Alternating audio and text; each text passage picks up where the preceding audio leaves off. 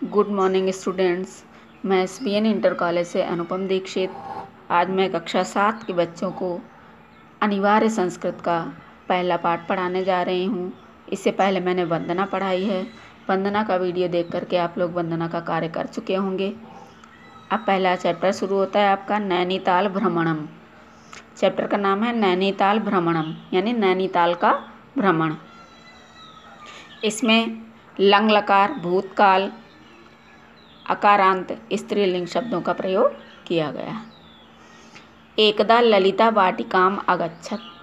एक बार ललिता, एकदा माने एक बार है, ललिता वाटिकाम अगच्छत, ललिता बगीचे में गई। तत्र कला गीता च अमिलताम।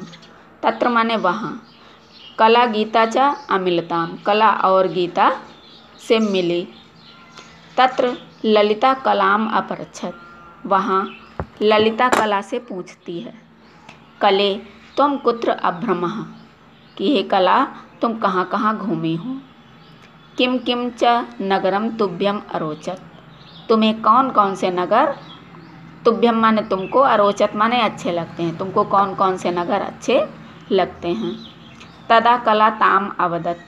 तब कला उससे कहती है, ताम माने उससे, अवदत माने कहती है, अहम ग्रीष्मावकाशे अम्बया सह नैनीताल नगरम अगच्छम। अहम माने मैं, ग्रीष्मावकाशे माने गर्मी की छुट्टियों में, अम्बया सह माने माता के साथ, नैनीताल नगरम अगच्छम, नैनीताल नगर गई थी। तदानीम मम अनुजा वंदना जनकः अपि आस्ताम। तदानीम माने तब, मेरी छोटी, अनुजा माने छोटी बहन। देखिए, अनुज माने छोटा भाई और अनुजा माने छोटी बहन। तब मेरी छोटी बहन वंदना, जनकः अपि आस्ताम, और मेरे पिताजी भी थे। वयम तत्र एकस्मिन् प्रवास भवने अवसाम। वयम तत्र हम सब वहाँ, एकस्मिन् प्रवास भवने, प्रवास भवन माने होता है होटल, वहाँ हम सब एक होटल में ठहरे। तत्र एकः विशालः सरोवरः अस्ति। वहाँ एक विशाल सरोवर है, तालाब है या जलाशय है। यत्र प्रातः अहम वंदना च सरोवरम परितः अभ्रमाव। जहाँ प्रातः अहम, प्रातः काल हम और वंदना, च माने और, वंदना यानी छोटी बहन वंदना के साथ, सरोवरम परितः, सरोवर के परितः माने चारों ओर, अभ्रमाव माने घूमे, जहाँ मैं और वंदना सरोवर के चारों ओर घूमे। आवाम जनकम नौका यात्रायै अवदाव। आवाम माने हम दोनों ने, जनकम माने पिता से, नौका यात्रायै अवदाव, नौका यात्रा के लिए कहा, यानी अपने पिताजी से नौका पर बैठकर जलाशय में घूमने की इच्छा व्यक्त की। मध्याह्ने वयम नौकया जलाशये अभ्रमाम। मध्याह्ने माने दोपहर में, वयम माने हम सभी, नौकया माने नौका के द्वारा, जलाशये अभ्रमाम, दोपहर में हम सब ने नौका के द्वारा जलाशय का भ्रमण किया। तत्र अनेकाः नौकाः पर्यटकान् नीत्वा इतस्ततः अगच्छन्। वहाँ अनेक नावें पर्यटकान् नीत्वा, नीत्वा माने लेकर के, पर्यटकान माने पर्यटकों को, अर्थात घूमने जो लोग आते हैं उनको पर्यटक बोलते हैं। वहाँ अनेक नावें पर्यटकों को लेकर इधर उधर जा रही थीं। जनाः नौकासु उपविश्य मनोरंजनम अकुर्वन्। जनाः माने लोग, नौकाओं पर, उपविश्य माने बैठकर, मनोरंजनम अकुर्वन् अपना मनोरंजन कर रहे थे। वयम अपि नौकागत्या आनंदम अनुभवाम। वयम अपि हम सब ने भी नौका पर बैठकर आनंद का अनुभव किया।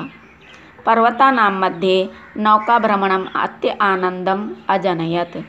पर्वतानां मध्ये, जब पर्वतों के बीच से होकर नौका निकली, यानी पर्वतों के बीच से नौका भ्रमण करना अत्यानंदम अजनयत, अत्यधिक आनंद प्रदान करता है।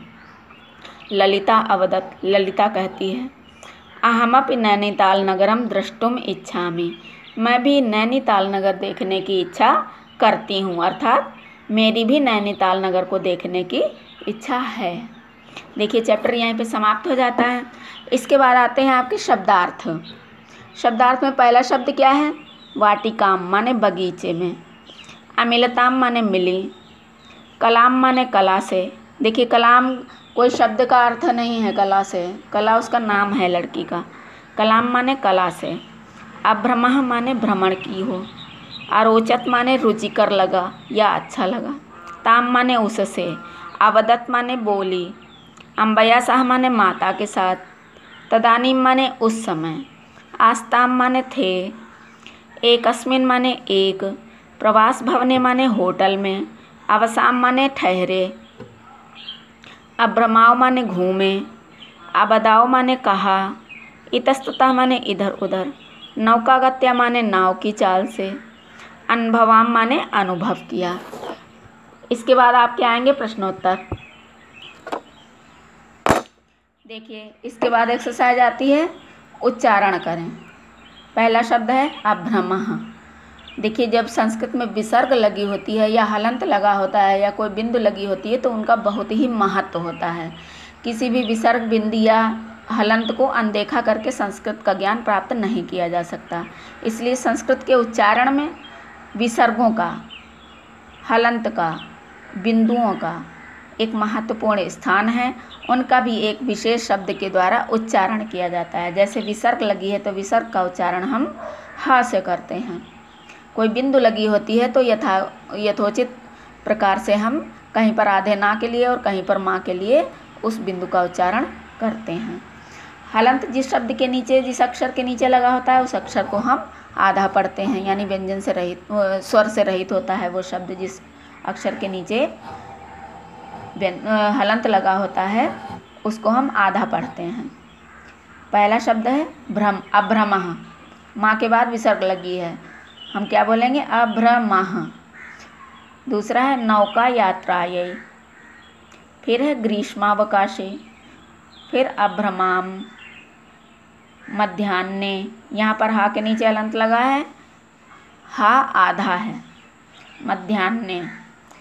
अत्यानंदम, माँ के नीचे हलंत लगा है तो यहाँ पर माँ आधा है। इसको हम बिंदु के द्वारा भी दर्शा सकते हैं। अत्यानंदम। वंदना। द्रष्टुम, यहाँ भी हलंत लगा है, ये भी माँ आधा है। अब आता है एक पद में उत्तर दीजिए। ललिता कुत्र अगच्छत। ललिता कहाँ गई थी? वाटिकाम। जनाः नौकासु उपविश्य किम अकुर्वन्। लोग नावों में बैठकर क्या कर रहे थे? मनोरंजनम। लोग नाव में बैठकर मनोरंजन कर रहे थे। आंसर इसका होगा मनोरंजनम। ग्रीष्मावकाशे कला कुत्र अगच्छत। गर्मी की छुट्टियों में कला कहाँ गई थी? नैनीताल। नैनीताल नगरे कला कुत्र अवसत। नैनीताल नगर में कला कहाँ ठहरी थी? प्रवास भवने, यानी होटल में। आंसर होगा प्रवास भवने।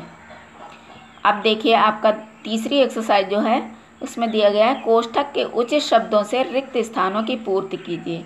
देखिए कोष्ठक में आपके 3-3 शब्द दिए गए हैं, 3 में से एक शब्द सही है, उचित है, जिसको चुन करके आपको इसमें रिक्त स्थान में भरना है। एकदा, फिर डैश है, वाटिकाम अगच्छत। ललिता, कला, गीता। आंसर होगा जैसा कि हम पाठ में पढ़ चुके हैं, एकदा ललिता वाटिकाम अगच्छत। दूसरा रिक्त स्थान, तत्र ललिता कलाम। फिर अपृच्छत, अपृच्छताम, अपृच्छन। क्या होगा आंसर? अपृच्छत। फिर है तदा कलाताम डैश है, अवदत, अवदताम, अवदन। आंसर होगा अवदत। तदा कलाताम अवदत। फिर है वयम तत्र एकस्मिन् प्रवास भवने। फिर क्या भरा जाएगा? अवसम, अवसाव, अवसाम। यहाँ पर भरा जाएगा अवसाम। वयम तत्र, क्योंकि हम सब बहुवचन शब्द है इसलिए अवसाम भरा जाएगा यहाँ पे। वयम तत्र एकस्मिन् प्रवास भवने अवसाम। इसके बाद आता है हिंदी में अनुवाद कीजिए। बालिका वाटिकाम अगच्छत। बालिका माने लड़की, बगीचे में गई। लड़की बगीचे में गई, या ऐसे भी बालिका भी लिख सकते हैं, बालिका बगीचे में गई। तत्र कला गीता च अमिलताम। तत्र माने वहाँ, कला और गीता से मिली। तत्र ललिता कलाम अपृच्छत। वहाँ ललिता कला से पूछती है, या वहाँ ललिता ने कला से पूछा। तदा कला ताम अवदत्, तब कला ने उससे कहा।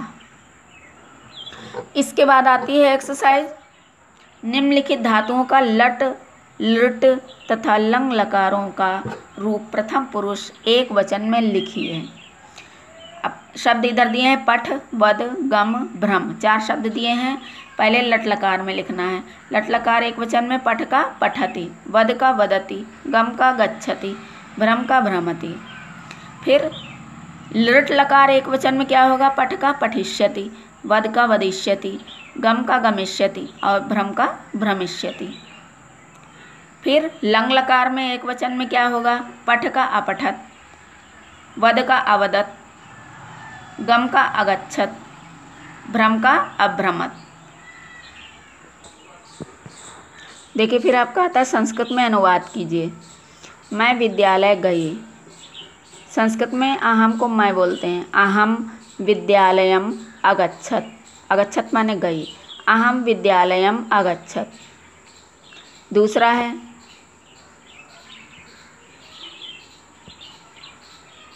तुम कहाँ गई थी? त्वम कुत्र अगच्छत, त्वम कुत्र अगच्छत, तुम कहाँ गई थी। सरोवर में मैंने नौका भ्रमण किया। सरोवर को जलाशय कह सकते हैं, सरोवर भी कह सकते हैं, लेकिन लिखेंगे जलाशये। मैंने अहम, जलाशये अहम नौका भ्रमणम अकरोत्, अकरोत् माने किया। जलाशये अहम नौका भ्रमणम अकरोत्। फिर आता है रेखांकित पदों के आधार पर संस्कृत में प्रश्न निर्माण कीजिए। यानी शब्द ये सेंटेंस दिए गए हैं आपके, उनमें एक एक शब्द के नीचे अंडरलाइन है। उस अंडरलाइन वाले शब्द को हटा करके वहाँ पर प्रश्नवाचक शब्द आपको बना करके लिखना है। देखिए पहले क्या है सेंटेंस। एकदा लता वाटिकाम अगच्छत, एक बार लता वाटिका में गई। तो लता के नीचे अंडरलाइन है, तो हम क्या बनाएंगे? प्रश्नवाचक शब्द यहाँ पर क्या लिखेंगे? का माने कौन। एकदा का वाटिकाम अगच्छत, एक बार कौन वाटिका में गई, प्रश्नवाचक शब्द बन जाएगा, सेंटेंस बन जाएगा। दूसरा सेंटेंस है ग्रीष्मावकाशे निखिलः जयपुर नगरम गमिष्यति, गर्मी की छुट्टियों में निखिल जयपुर नगर गया। अब क्या है? ग्रीष्मावकाशे के नीचे अंडरलाइन है, तो इसी शब्द के स्थान पर हमको प्रश्नवाचक शब्द लिखना होगा। तो ग्रीष्मावकाशे की जगह पर कस्मिन काले माने गर्मी की छुट्टियों में गया था, तो हम इसमें प्रश्न बनाने के लिए इसको लिखेंगे किस समय गया था, यानी कस्मिन काले निखिलः जयपुर नगरम गमिष्यति। फिर है जनाः नौकासु उपविश्य मनोरंजनम कुर्वन्ति, लोग नावों पर बैठकर मनोरंजन करते हैं। तो जनाः के नीचे अंडरलाइन है, जनाः के स्थान पर आपको प्रश्नवाचक शब्द लिखना है। तो लिखा जाएगा काह माने कौन, नावों में बैठकर मनोरंजन करते हैं। जनाः के स्थान पर काह, का में आ की मात्रा और विसर्ग, काह नौकासु उपविश्य मनोरंजनम कुर्वन्ति। बस यहीं पर आपकी एक्सरसाइज समाप्त होती है इस पाठ की। अगले चैप्टर में अगले वीडियो के साथ मिलेंगे। Thank you class.